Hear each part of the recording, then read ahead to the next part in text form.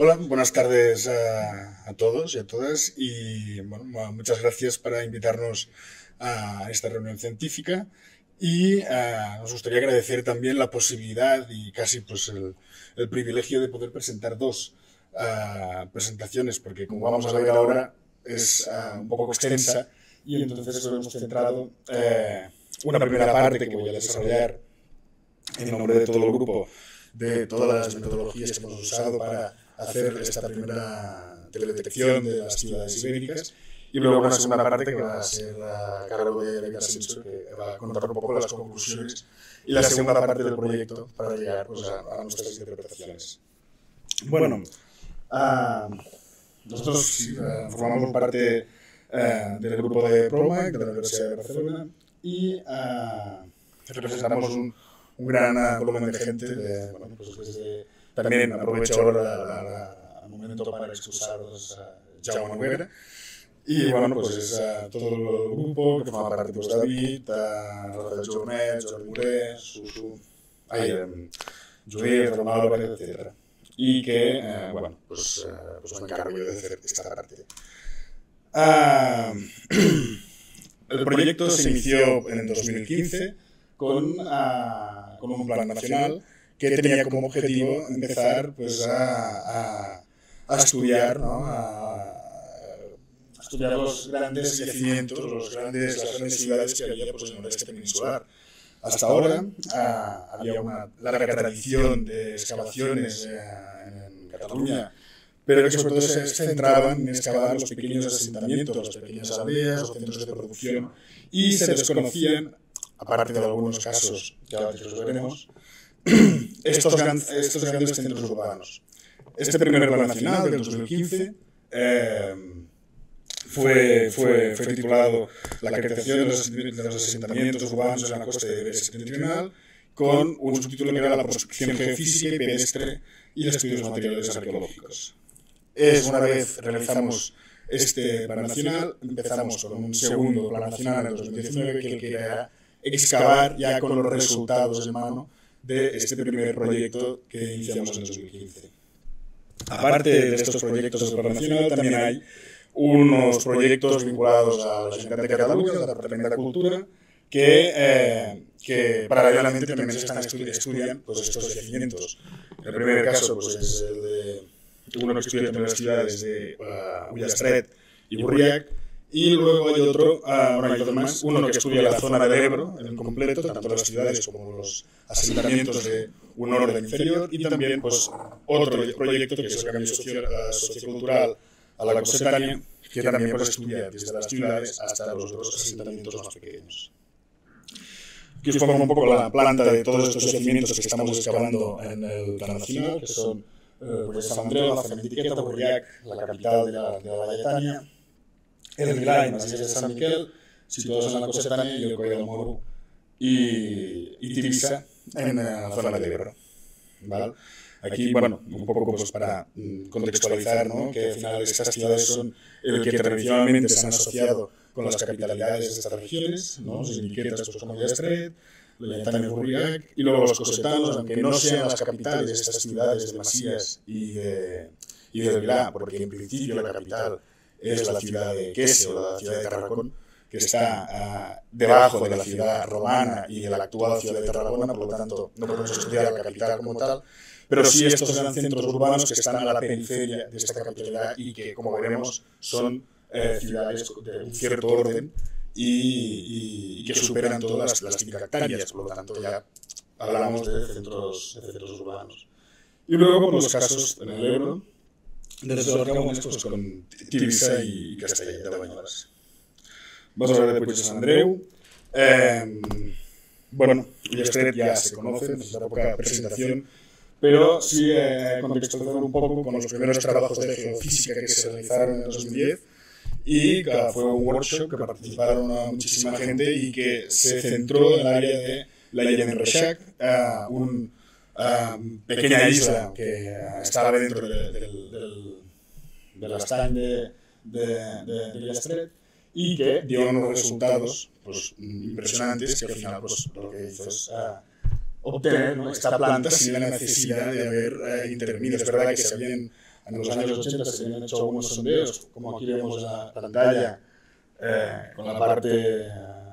tintada de amarillo, y el resto es la parte, digamos, como interpretación de la geofísica. Nosotros, con el proyecto de 2015, pues empezamos a hacer otras geofísicas, ya otra vez volviendo al interior del Puig de Sant Andreu. Y realizamos aquí en verde, vemos, la parte que hicimos nosotros de esta geofísica, y también, paralelamente, con el Museo de Arqueología de Cataluña, de Ullastret y el Instituto Arqueológico Alemán, se realizó otra prospección geofísica en la ladera donde también obtuvo resultados, aunque estos resultados están aún pendientes de publicación. Nosotros nos centramos en la zona del Istmo, porque precisamente dentro del proyecto también se quería recuperar las excavaciones que empezó Miquel Oliva en los años 60, y se hizo una zona que quedaba y con un cierto llano para poder crear la zona centro de aquí del Puig de Sant Andreu. En la zona del Istmo empezamos pues, de las estructuras que no se habían excavado por Miquel Oliva, pues empezamos a hacer toda esta franja con la geofísica. Los resultados en la segunda imagen veis que pues, ya parecían pues, que iban a ser muy interesantes. Se acabó de definir el que creemos que puede ser un edificio concentrado en la parte norte de la zona del Istmo, del Istmo, y a la parte central no dio resultados, más que nada porque la roca natural ya está floreciendo, porque no está ya flora, por lo tanto no hay potencia para poder conocer qué es lo que había debajo. Y luego, pues, la segunda imagen, la tercera imagen es la parte interpretativa de cómo cerramos el edificio que ya se conocía parcialmente. Después de estas geofísicas, en el año 2018, empezamos a abrir en extensión, a través de medios mecánicos, a abrir para comprobar los resultados de la geofísica, y efectivamente pues, salió y se acabó de dibujar toda la planta de este edificio, y desde entonces pues, estamos excavando, y esta es una imagen pues,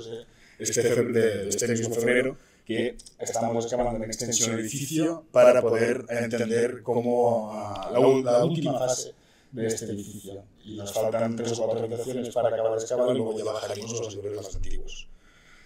La zona central del Puig de Sant Andreu también dieron por los resultados, parece parte del urbanismo, aunque aquí nos ha intervenido ya que hemos centrado todos nuestros esfuerzos en excavar la zona del Istmo. Pero bueno, como veis, también dio resultados y se puede definir parte de este urbanismo que a día de hoy no se ve porque está todo campo. Pasamos a Burriac. Aquí en Burriac ya no usamos sistema de geofísica porque tiene una particularidad, y es que está, como la mayoría de yacimientos valetanos, está en una zona de vertiente, una zona aparte que a día de hoy está muy emboscada, y por lo tanto pues, no permite hacer una geofísica con ciertas condiciones. Entonces aquí hicimos otro sistema de detección, de detección invasiva, que era pues, a través del LIDAR y los sistemas y de los modelos digitales del terreno, que aquí ya dibujan, en cierto modo, lo que podría ocupar el asentamiento de Burriac. Es verdad que también ya se habían hecho trabajos anteriores y, de hecho,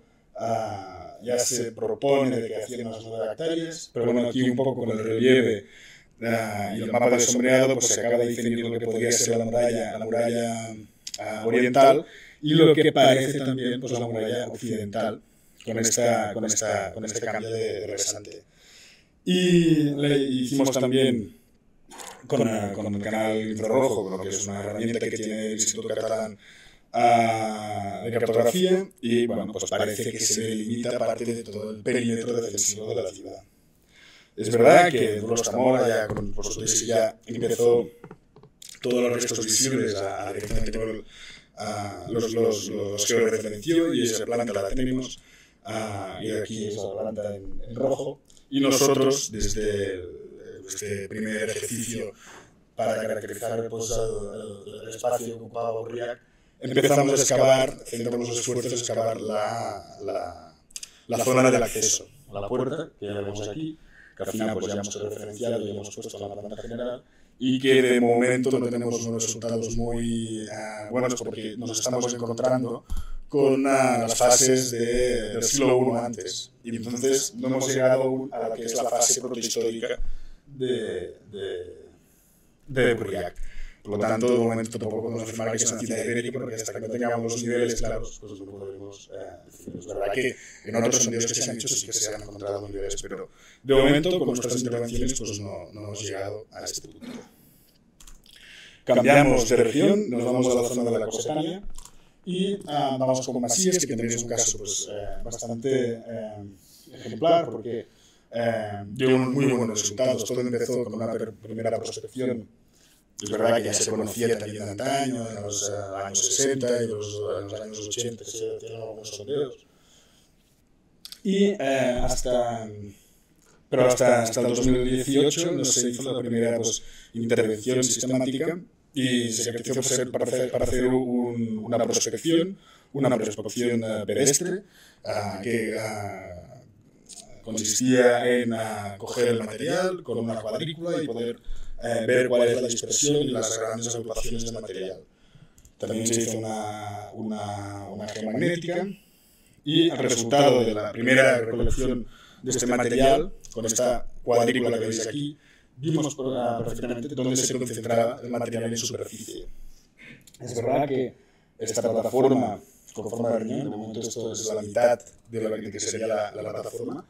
en la parte, digamos, está mucho más erosionada porque ahí hay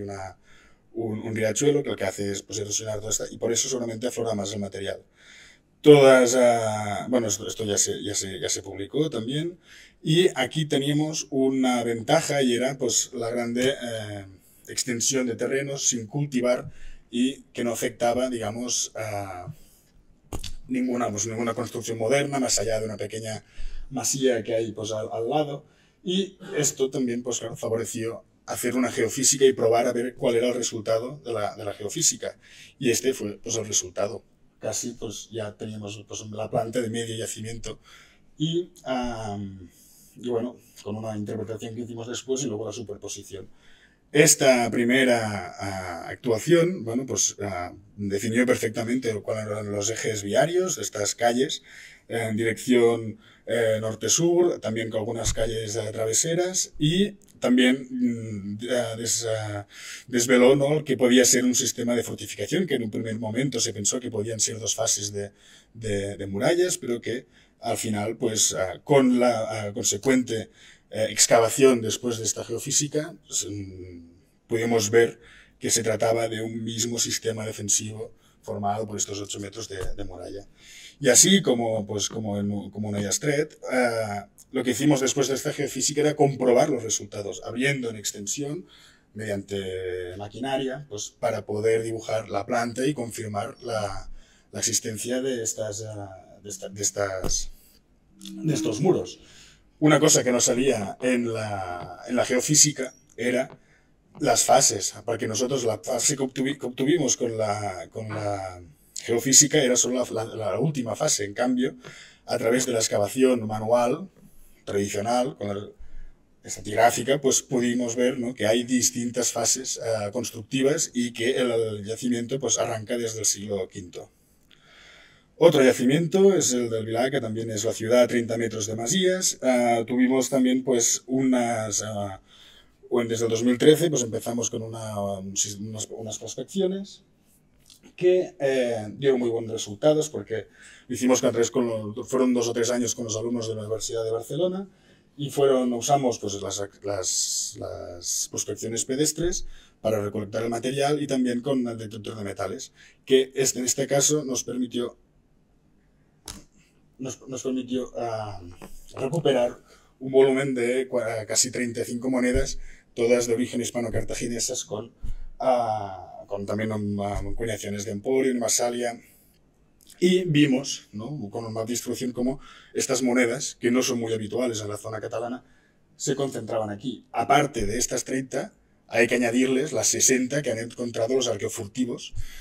y por lo tanto tenemos aquí un conjunto de monedas pues, bastante único. una vez ya sabíamos que aquí tenía que pasar alguna cosa, fuimos a ver los registros y sabíamos que en Valls, las excavaciones de los años 20 y luego las excavaciones de los 80 con distintas preventivas, intuían que había ahí pues, un yacimiento ibérico. Y es verdad que si os fijáis la imagen del borde de los americanos, la zona de Valls aún no estaba urbanizada, y en el pequeño triángulo que vemos arriba era una fábrica que ya se construyó en 1880 y que había preservado pues, la zona. Pensad que luego, durante el franquismo, lo que era el Vila de Valls se urbanizó sin ningún tipo de control y destruyó parcialmente el yacimiento. La única zona donde se conservaba, o creíamos que se conservaba, parte del Vila era en este pequeño triángulo. ¿Qué pasa? Que había esta fábrica. Las fábricas normalmente no tenían no bajan mucho, no hay parking, sino que solo... Lo que pasa es que hasta 2018 no la tiraron al suelo. Antes de todo hicimos unas intervenciones geofísicas con unas tomografías eléctricas que nos permitió ver la resistividad del terreno. Y si os fijáis en el gráfico de abajo, bien vemos cómo hay unos sedimentos muy resistentes a los laterales y al medio parece que hay un sedimento más tall. Y bueno, pues esto ya en 2015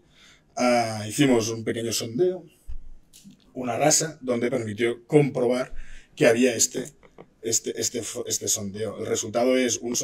foso defensivo, creemos que era defensivo, de 14 metros de ancho con 4 de profundidad.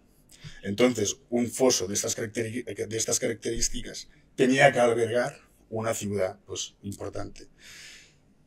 Luego, ya en 2021, también ampliamos un poco el sondeo y vimos que había pues, lo que parecía un muro y luego también pues, una escarpa de 3,5 metros conservadas. Hicimos geofísicas también para comprobar a ver cuál era el resultado. Una vez tiraron la fábrica en el suelo, pues hicimos la geofísica.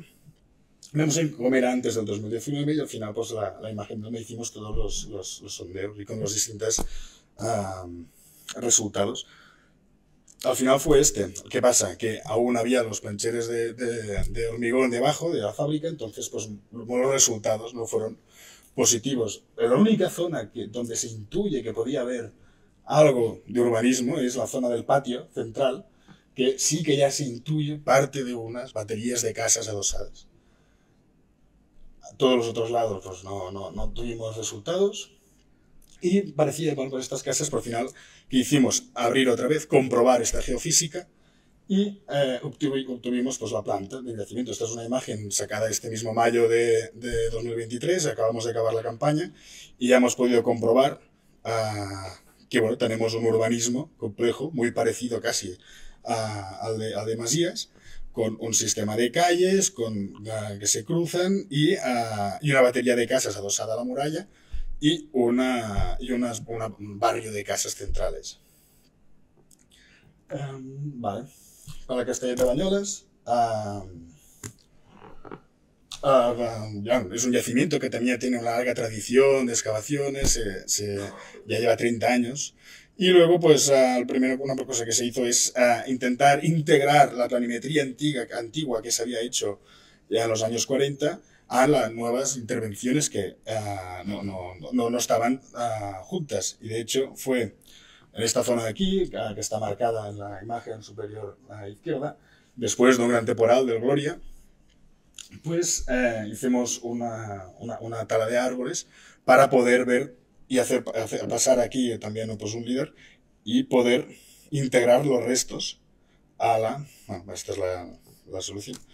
para integrar estos restos que ya se conocían en los años 40 hasta ahí, a integrar la planimetría general. Luego también se hizo un conjunto de geofísicas, pasamos al georradar, una zona ya casi prácticamente excavada, que es el ángulo noroeste, y dio un resultado ahí en azul pues, negativo, parece que no hay más estructuras. Tenemos que pensar también que Tivissa, o Castellet de Banyoles, tiene un hándicap, ¿no? Y que es que solo se conservan en algunos sitios, siendo muy generosos, 40 centímetros de potencia. Por lo tanto, tenía que ser un poco difícil pues, encontrar los muros. Luego se hizo en el norte del camino, que lleva hasta el fondo de la plataforma triangular, se hizo también una geofísica que dio los resultados pues, más positivos. Al final se puede dibujar, o se puede ver cómo se dibujan una secuencia de muros adosados al que debería ser la muralla y, bueno, al final ya sabemos por dónde tirarnos. Se dibujan algunas casas y seguramente repite los patrones que ya hemos ido encontrando durante estos años. Vale. El Coll del Moro es bueno, otro yacimiento que estamos trabajando, también a la otra riba del río Ebro. Y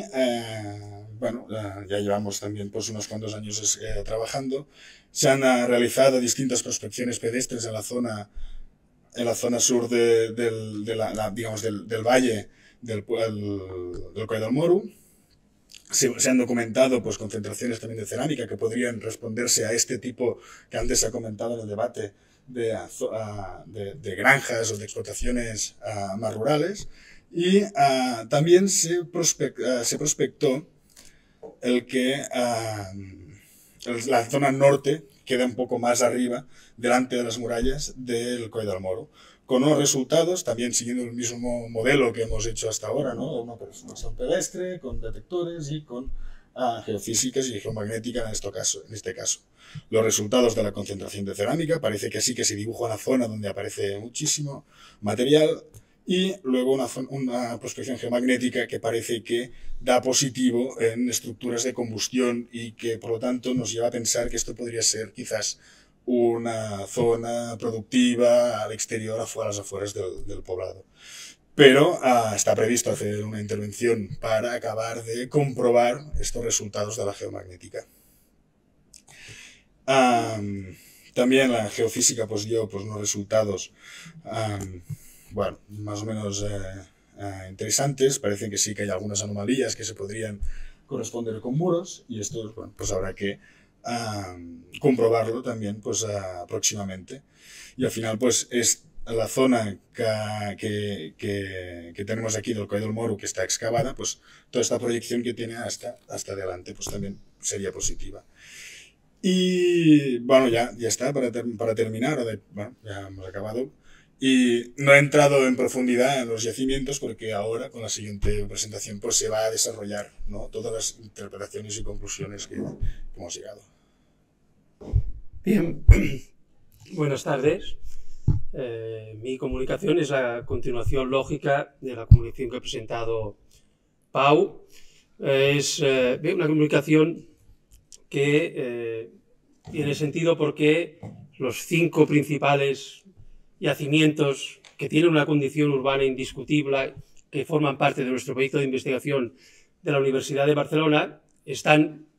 en proceso de excavación en estos momentos y en esta comunicación nos centraremos en aquellos tipos de información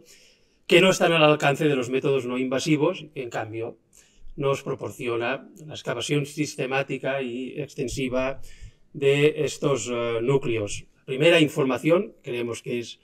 la más básica que hay que considerar, es la información de tipo cronológico, la que nos da conocimiento de la evolución urbanística de estos asentamientos, que entendemos que es el factor esencial para comprender los fenómenos urbanos que nos interesan en esta reunión. Bien, veremos trayectorias realmente muy diversas. Comenzamos por el núcleo o el conjunto de Ullastret,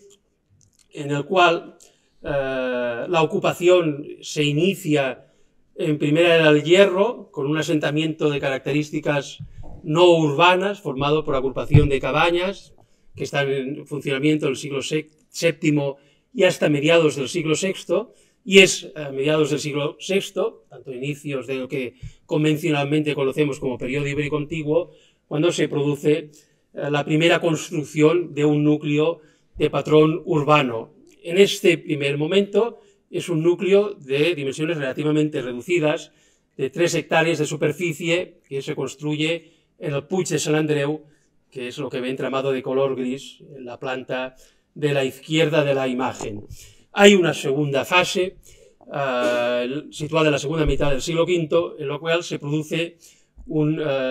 movimiento de expansión urbana muy intenso. El núcleo ibérico antiguo del Puig de Sant Andreu crece, se amplía, se triplica su superficie, que alcanza un total de casi 10 hectáreas, y a ello hay que añadirle la urbanización plena, el surgimiento de un recinto amurallado en la Illa d'en Reixac, en ese asentamiento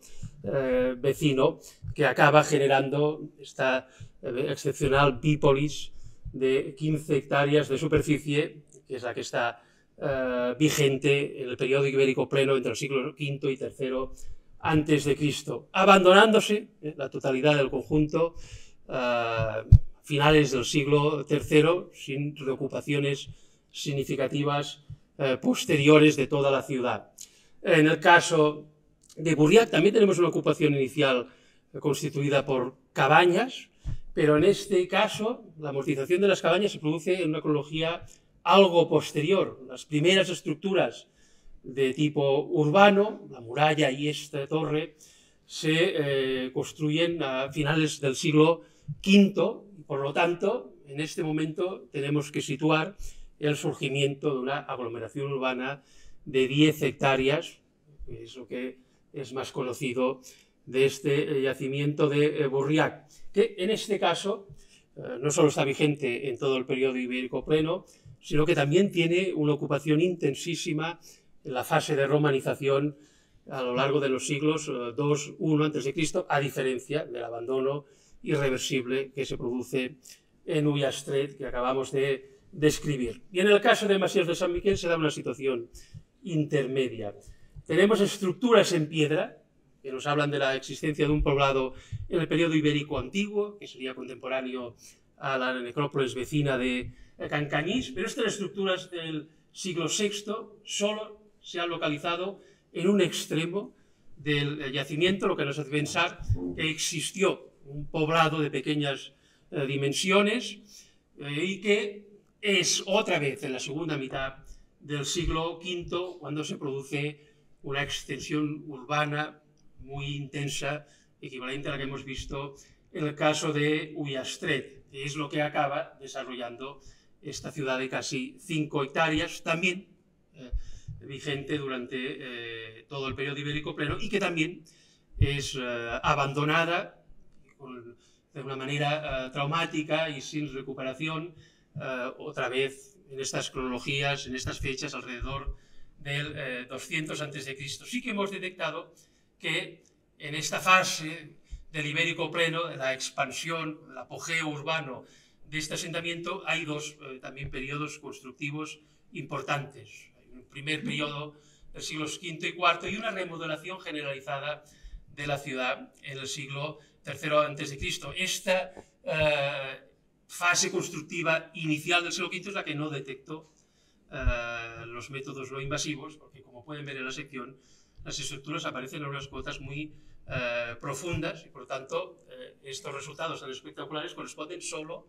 a la más reciente de las fases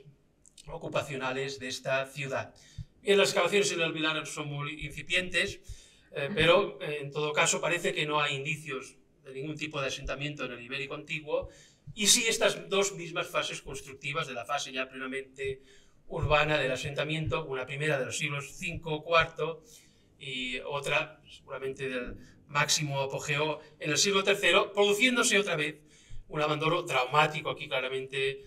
violento, con indicios de destrucción y de asalto en las mismas cronologías de alrededor del 200 a.C. Y llegamos al caso más atípico y diferencial, que es el de Castellet de Banyoles, en el Ebro, que se trata de un asentamiento muy extenso, pero de una sola fase. No hay superposición de estructuras de ningún tipo. De hecho, la estratigrafía es la más sencilla posible. Otro nivel de destrucción, como ven en las imágenes, de estas mismas cronologías de Segunda Guerra Púnica, sobre un pavimento, y el pavimento sobre la roca, y por lo tanto todo apunta a un asentamiento urbano que se construyó seguramente no demasiado antes del momento de la destrucción traumática y violenta de Segunda Guerra Púnica, seguramente con mucho a mediados del siglo III a.C. Bien, hecha esta exposición rápida de las trayectorias evolutivas de esta muestra de 5 ciudades del mundo ibérico septentrional, vemos que el elemento que hay que destacar es precisamente esta enorme variabilidad. No hay 2 trayectorias evolutivas idénticas en estas muestras de 5 ciudades. Quizás alguno de los comportamientos más habituales es este abandonamiento traumático alrededor del 200, este momento de apogeo de expansión urbanística intenso en la segunda mitad del siglo V, pero sobre todo la máxima variabilidad se da en el ámbito del momento de génesis, de constitución de estos asentamientos extensos de condición inequívocamente urbana. Esto creo que es sorprendente, teniendo en cuenta que el ámbito geográfico es relativamente reducido. Creo que nos da a pensar sobre las diversas y complejas circunstancias y condiciones que se dieron para que se pusieran en marcha los procesos de formación y génesis de estas ciudades, que seguramente los factores más determinantes fueron factores de tipos local o microrregional, y esto es lo que explica esta diversidad de comportamientos. Bien, atendidas las cuestiones relativas a las secuencias cronológicas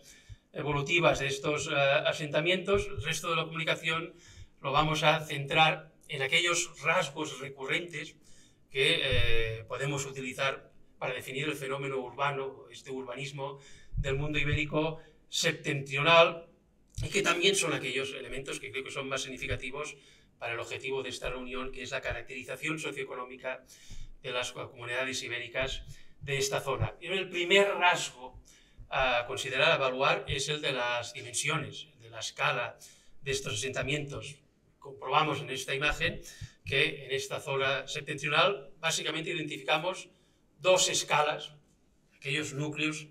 a los cuales le podemos atribuir esta condición urbana. Una escala superior alrededor de las 10 hectáreas y una escala inferior alrededor de las 5 hectáreas. Bien, esta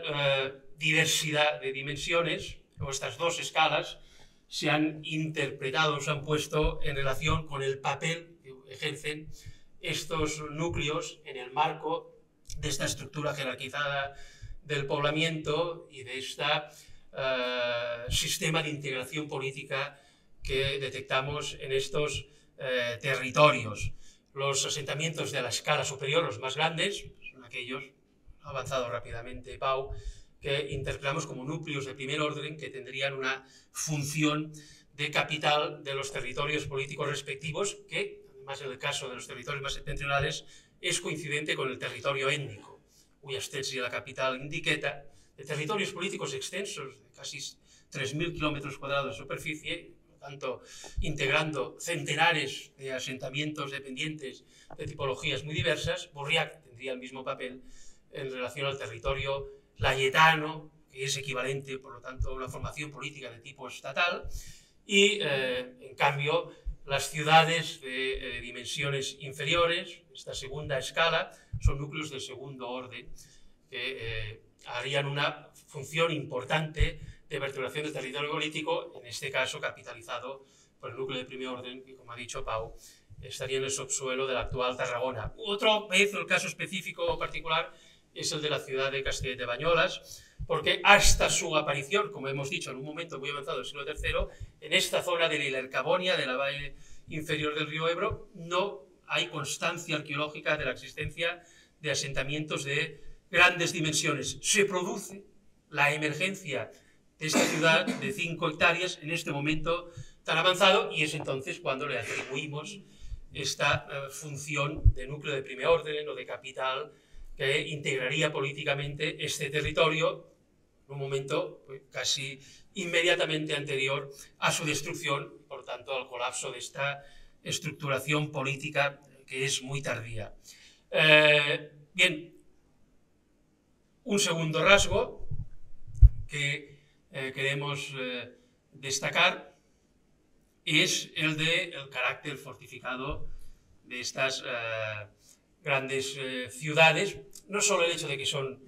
ciudades fortificadas, sino sobre todo que el patrón que se da sistemáticamente es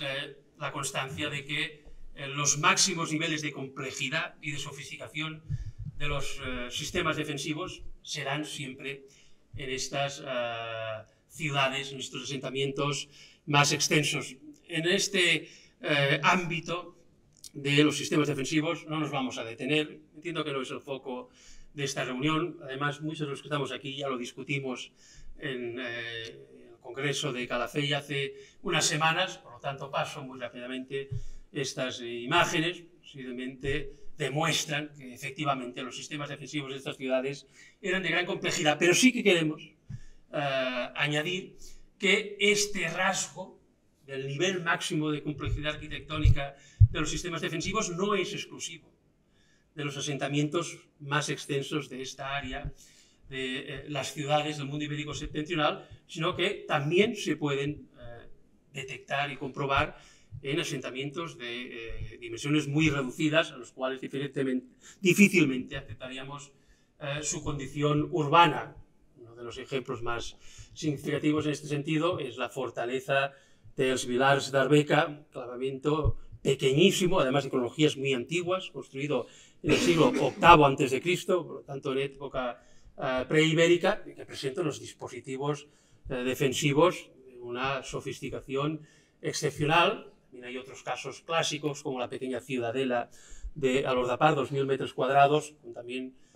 unas estructuras defensivas muy potentes. Por lo tanto, a partir de aquí podemos afirmar que el nivel de sofisticación o complicación de las estructuras defensivas no tiene relación directa con las dimensiones del asentamiento, sino que tiene relación con otros factores, como podría ser el papel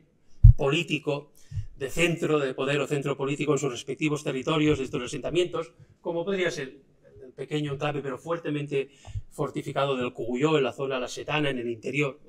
de Cataluña, o relacionado con posición social de estos núcleos, que es el caso de la pequeña ciudadela aristocrática de Calafell, la cual sus residentes básicamente es un pequeño grupo de familias aristocráticas. Bien, el tipo de evidencia, el rasgo urbano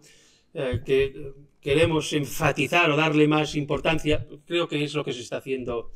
en esta reunión, en las sesiones anteriores, es lo que pasa murallas adentro, y concretamente todo lo relativo a las tramas urbanas, especialmente a la arquitectura doméstica, que es el componente principal de las tramas urbanas de estas ciudades.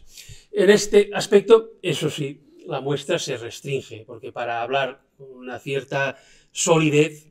de las tramas urbanas es necesario disponer de superficies importantes, excavadas en extensión, y esto ya nos limita, como decía, este análisis a los dos casos más extensamente excavados, que son el de Ullastret y el de Castellet de Banyoles. Bien, en Ullastret y en Castellet de Banyoles, la característica principal en este ámbito claramente son los fuertes contrastes. Sobre todo esta evidencia de la arquitectura doméstica, aunque son unos contrastes distribuidos por barrios dentro de estas extensas tramas urbanas. Esto se pone de manifiesto en el primer caso del Puig de Sant Andreu de Ullastret. Hemos señalado esta área urbana amplia, la que aparece justo a atravesar la puerta principal de la ciudad, y en esta comprobamos en estas imágenes cómo dominan las unidades domésticas, las viviendas, tipología sencilla, de pequeñas dimensiones y de planta simple. En cambio, esto representa un contraste muy acusado con el tipo de trama urbana que se da en este sector central de la misma ciudad, en el que básicamente encontramos una batería perimetral de edificios de grandes dimensiones y de plantas complejas que podemos inequívocamente interpretar como edificios de tipo señorial, en los cuales residen las élites, los segmentos de estatus más elevado de la población de los residentes de esta ciudad. De estas 4 o 5 grandes casas adosadas y agrupadas en este sector de la ciudad de Ullastret, destaca una por encima de las otras, que es la famosa Zona 14, que es la que ven en la parte inferior de la imagen, un edificio con un solar de 800 metros cuadrados, articulado alrededor de un patio, con una quincena de estancias y pasillos a su alrededor, y la cual también destaca la asociación con elementos realmente excepcionales, como los que vemos en la imagen, cráneos enclavados, espadas enclavadas en la fachada, también el recinto preeminente, que podría ser una estancia central de representación política, bien toda una serie de elementos que claramente nos presentan lo que creo que se puede interpretar de manera diáfana como un complejo palacial más inequívoco, más bien documentado en todo el mundo ibérico septentrional, a no ser que la excavación que ha anunciado Pau de este otro sector, el extremo más occidental de la ciudad, este gran edificio de 720 metros cuadrados de superficie que detectó los métodos de prospección no invasiva y que hemos empezado a excavar en las campañas más recientes, que esta excavación no demuestre que tal vez también se trate de un edificio señorial de carácter palacial, por lo tanto mostraría que estas élites de la ciudad de Ullastret no se concentran en un único sector, sino que se distribuyen en diferentes barrios de la extensión urbana de esta ciudad. De hecho, este comportamiento lo vamos a ver repetido en el segundo ejemplo, que nos proporciona mejor información en este ámbito, que es el del Castellet de Banyoles. En el Castellet de Banyoles se han excavado en extensión 2 grandes áreas, han abierto una ventana a 2 barrios extensos de esta ciudad, y en el barrio más septentrional lo primero que hay que destacar es la enorme variabilidad que presentan las diferentes casas que hemos detectado en este barrio. Como ven, hay desde las casas más sencillas, de un solo ámbito y unos 30 o 40 metros cuadrados de solar, hasta especialmente estas 3 casas que aparecen adosadas una al lado de la otra, de entre 250 y 350 metros cuadrados de superficie, articulados alrededor de un patio. Un detalle quiero subrayar en la colación de los comentarios que ha hecho Ignasi, que es el relativo a los hogares, porque tanto en las casas más sencillas se encuentra un solo hogar, que es el patrón estándar lógico, también se da en las casas más grandes, estas con dimensiones superiores a los 250 metros cuadrados, en un solo recinto hay un hogar, por lo tanto podemos establecer esta correlación entre hogar, fugacha en catalán, y núcleo familiar, pero es interesante subrayar que en las casas de dimensiones intermedias, en cambio, en varios de sus recintos aparecen diferentes hogares. Puede ser un elemento que se podría poner en relación con estos diferentes modelos de núcleos familiares a los que ha hecho referencia Ignasi en su intervención. Bien, se puede hacer una interpretación en clave social de la articulación de este barrio de manera bastante diáfana. Identificamos las 3 casas agrupadas que podrían ser pertenecientes a 3 familias nobles aristocráticas emparentadas, un grupo gentilicio aristocrático, alrededor, rodeadas de una abundancia, una mayoría de casas simples. Podemos también interpretar como las familias dependientes o la clientela vinculadas a este grupo gentilicio aristocrático, con estas casas de dimensiones intermedias, que ya es más difícil de interpretarlas en este mismo sentido. Bien, este comportamiento se repite en el barrio meridional, en otro, como ven, sector distanciado de la ciudad. Otra vez hay una mayoría de unidades domésticas de dimensiones relativamente reducidas, al lado de una minoría, en este caso solo 2, casas grandes y complejas que podemos interpretar como residencias señoriales por sus dimensiones, por su disposición y otra vez también por su asociación a elementos de prestigio. Lo hemos dicho, las casas 1 y 3 de la imagen anterior han aparecido joyas de oro y conjuntos o lotes de monedas de plata. Solo en estas 3 casas, de la misma manera que estos elementos o parecidos se han documentado, localizado solo en estas 2 casas más grandes de este barrio meridional de la ciudad. Bien, con estos elementos creo que se pone de manifiesto cómo este tipo de este ámbito de las tramas urbanas y de los contrastes en la arquitectura doméstica seguramente es el ámbito más privilegiado para alcanzar estos objetivos de una lectura, de una comprensión de la organización social interna de estas comunidades. Creo que se reproduce la tipología y la cantidad de casas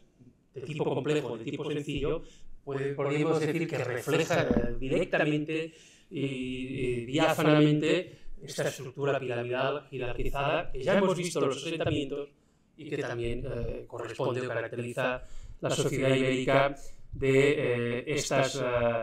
zonas, especialmente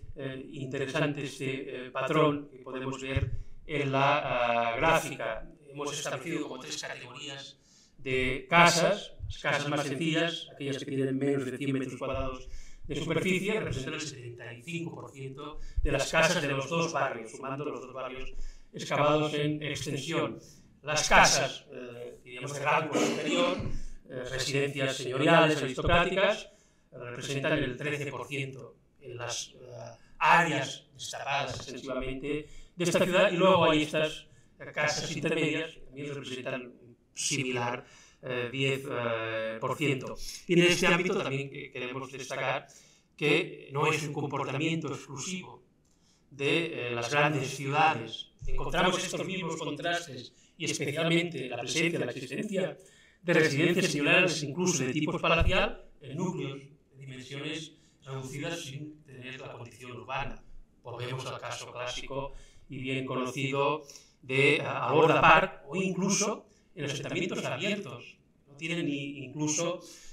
esta condición de núcleos amurallados. Es el caso también emblemático del asentamiento especializado en la concentración de grandes cantidades de excedentes cerealísticos, un pequeño hábitat al lado de un enorme campo de silos que es más cantidad de puntos, un hábitat constituido básicamente por 2 grandes casas de casi 500 metros cuadrados de solar, con toda la complejidad de planta y con toda la excepcionalidad de materiales de prestigio asociados en estas 2 también claras residencias señoriales. Queríamos acabar con algunos de últimos rasgos que son estos sí exclusivos de contextos urbanos en esta zona norte. Por ejemplo, la asociación a necrópolis. De hecho, ya señaló Joan Sanmartí hace unos años esta tendencia a la disminución de la cantidad de necrópolis, que es extrema en el periodo ibérico pleno. Solo hay 2 necrópolis, la necrópolis de Ullastret y la necrópolis de Burriac, y la presencia de edificios de tipos religioso también parece que es un elemento exclusivo de estos contextos urbanos. Mencionar rápidamente los famosos templos de la Acrópolis de Ullastret, o un edificio singular que se ha interpretado recientemente como un posible templo en Burriac, y para acabar, este edificio singular, novedad reciente que se ha documentado en este mismo barrio norte de Castellet de Banyoles, un edificio extraño, con esta especie de ambulatorio que rodea una sala central, con elementos infrecuentes, estas podios o banquetas adosadas, un hogar central y una base de columna, que claramente no es un edificio residencial y que, por lo tanto, le podemos atribuir este cajón desastre que siempre utilizamos de edificio singular, que normalmente tendemos a interpretarlo o asociarlo a funciones de tipo cultural o ceremonial, aunque podría ser también un edificio de reunión de este grupo social que está distribuido en este barrio y que completa el escenario o el paisaje social de esta trama urbana. Las casas del grupo gentilicio aristocrático, las casas mayoritarias de la clientela o familias dependientes y un edificio de referencia, tanto como funciones de reunión o funciones religiosas, que cohesiona este grupo, y este patrón se podría repetir también en el otro barrio más meridional de la ciudad. Queríamos acabar con una última consideración muy rápidamente, que nos pone también en relación con la cuestión de los métodos invasivos, no invasivos, que es lo que nos interesa en esta reunión, que es los resultados de este inicio de excavación extensiva e intensa en el caso de Masías de San Miquel. Como ven en esta imagen, ya hemos destapado casi 3.000 metros cuadrados, y en estos 3.000 metros cuadrados se han identificado un total de 45 unidades domésticas, incluso un número superior a las 38 unidades domésticas de una superficie muy superior de 14.000 metros cuadrados, que es la que se ha destapado extensivamente en el Castell de Banyoles. Y fíjense que no hay una correlación en el comportamiento. En los 3.000 metros cuadrados destapados en Masías de San Miquel, el 98% prácticamente de todas las casas son de tipología sencilla. Esto, de entrada, creo que nos muestra que hay insuficiencias, hay elementos que aún no hemos encontrado, pero que tienen que aparecer, porque es un rasgo recurrente y característico de los contextos urbanos. Básicamente, las casas de dimensiones superiores relacionadas con las élites. Es inviable o inconcebible que un asentamiento como el de Masías de San Miquel no tenga estas élites y, por tanto, sus edificios residenciales correspondientes. Es un vacío de la investigación que tenemos que solventar. Y lo podemos solventar de manera rápida y eficiente gracias, precisamente, a los resultados de la prospección geofísica, porque en ellos sí que podemos detectar o intuir algunos sectores que podemos enfocar directamente la excavación extensiva a estos sectores para verificar si, por ejemplo, estos solares rectangulares de grandes dimensiones son unidades domésticas y, por lo tanto, representarían este elemento que no está y que aún falta en la evidencia de la trama urbana de Masías de San Miquel. Y simplemente poner de manifiesto que es la combinación de las dos técnicas, las técnicas no invasivas y la excavación extensiva, la que nos proporcionará unos resultados más fructíferos con este objetivo que nos reúne todos aquí de realizar una lectura social de las tramas urbanas, de los contextos urbanos. Muchas gracias y perdón por el